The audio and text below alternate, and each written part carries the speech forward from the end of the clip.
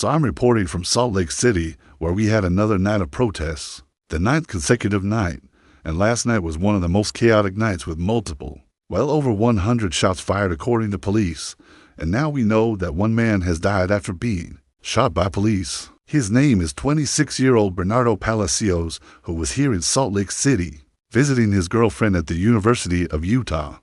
He was not a Utah resident. He was visiting from California. Let me go ahead and show you where this all went down. So this is the intersection where the shooting happened.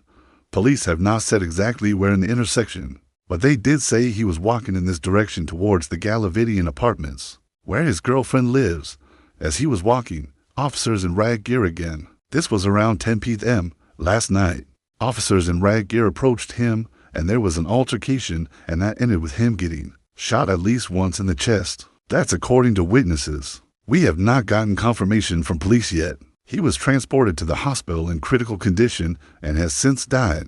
The Salt Lake City Police Department is investigating this shooting, but so is the FBI and so is the state of Utah. The governor called for the National Guard last night. They were on standby, but they were not called out. We're trying to figure out why. But let me tell you what we do know. What we know is that this protest started peacefully enough. It started about 2 hours before sunset with hundreds of people marching from the Utah State Capitol down to the City Creek Center, which is about a 1.5 mile march. During that march, protesters were chanting "No Kings," which is their demand. They want the resignation of the city's police chief and the firing of the police officer who shot and killed a 13-year-old girl earlier this month. She was 13 years old. She had a knife and she was holding it in a threatening manner according to police. But ever since her death, the community has been very angry and every night there have been protests. This group, though, the No Kings group, is demanding more than just the firing of that police officer. They want the entire department to be reformed, hence the whole No Kings thing. They don't want any kings in the kingdom. But last night, things got chaotic. About an hour and a half after that march, after the group had kind of assembled at this amphitheater, that's when things started to get chaotic. There were reports of fireworks going off and then lots of gunshots.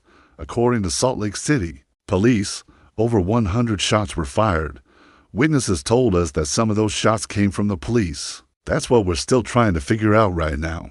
How many shots came from police and how many came from protesters? This is a very tense situation here in Salt Lake City. There are thousands of people who support the police, and they feel like these protests have gone too far. There are people who support the protests who feel like the police are using excessive force. We talked to several people last night who said that they felt like things were escalating, and the police kept telling them to disperse, but they didn't have anywhere to go.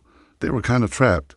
Well, we will continue to investigate and we will keep bringing you updates as we learn more. If you have any information, please contact the tip line set up by the Salt Lake City Police Department. We will keep you updated on this developing story both on air and online.